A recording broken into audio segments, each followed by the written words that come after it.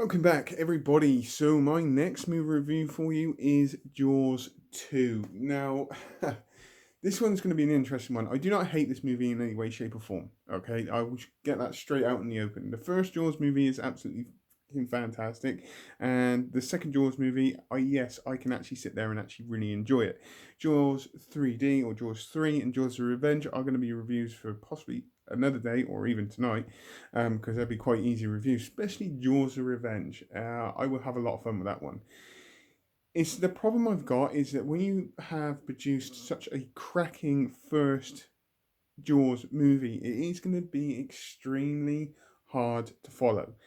For example, the first Jaws movie, the three main characters, you gather a serious emotional attachment to those three main characters and what is going to happen to them through like the second part of that movie. Plus, they establish such a great bond towards the end of that movie as well, and it plays out on screen, and on how good their chemistry was. The problem with Jaws 2 is, and once you've done one shark movie, it's going to be pretty much the same, which is exactly how it is for Jaws 2, but unfortunately, they just changed the storyline or changed certain things about this movie. Like I said, I do not hate this movie in any way, shape, or form. It's just so predictable. The only thing that is probably different about it is different about this movie is the way the shark is being defeated. And again, yes, it's still very predictable. You have telltale signs of this already through like halfway through the movie anyway. Performances in this movie are reasonably okay. Roy Schneider's character is okay, but nowhere near as good as what he was in the first movie. And the storyline of just like instead of it being three people going out there to hunt a shark, it's just a group of teenagers going out there that get stuck, get attacked by this shark, and they have to try and get to some sort of land somehow in the wreck that they are in. And obviously there will be deaths in here, and the shark does get one of them, I think.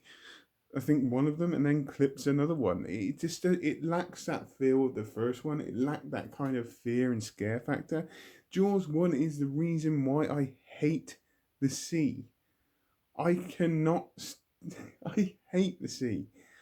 I do not like being in deep water because there's too many little nasties underneath there which could take a little bit of nibbles out of you.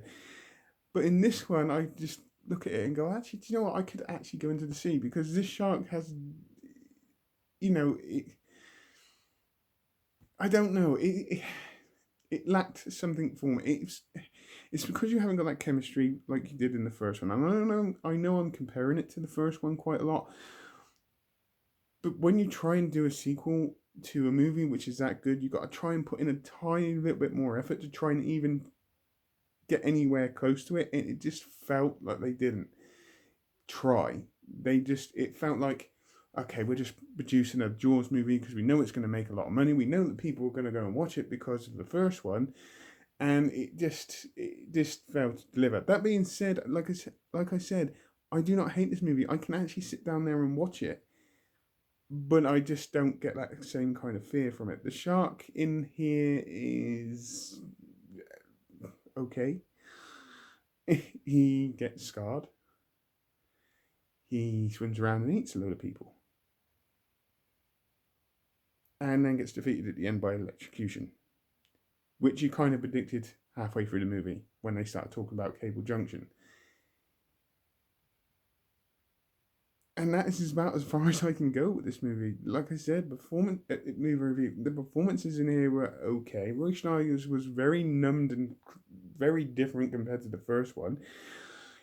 In certain places of this movie and his character, you can understand his kind of anger, his kind of upset, his kind of fear that this shark is coming back. It scarred him from the first time. It's and he's worried that I like that kind of side of it, that he kind of knew that shark was there and it was killing people, but no one believed him. That side of him was actually really, really good. But for some reason, it just didn't.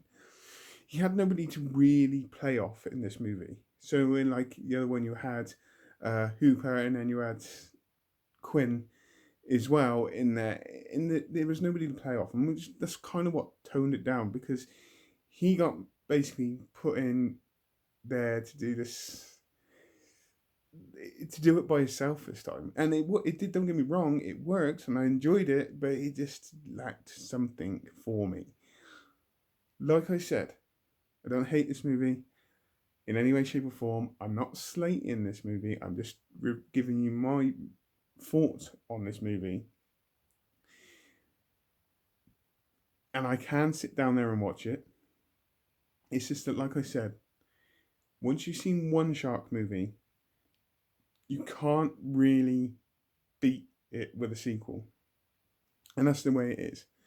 Unless you get a movie that comes along and they've got genetically modified brains which are very intelligent and all that kind of stuff, and that is definitely another movie review for another day.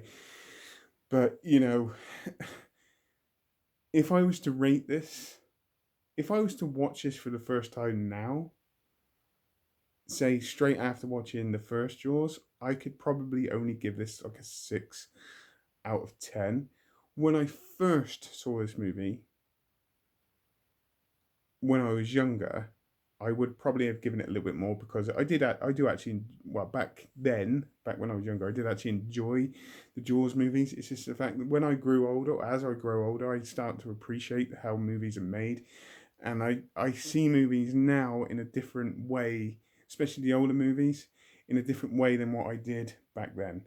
And, this is the reason why it's going to get 6 out of 10 now. So, as normal, on that note, please tell me what you think. Put it in the comments down below. I hope you all have a great rest of the day, whatever you're doing. Please take care, and goodbye.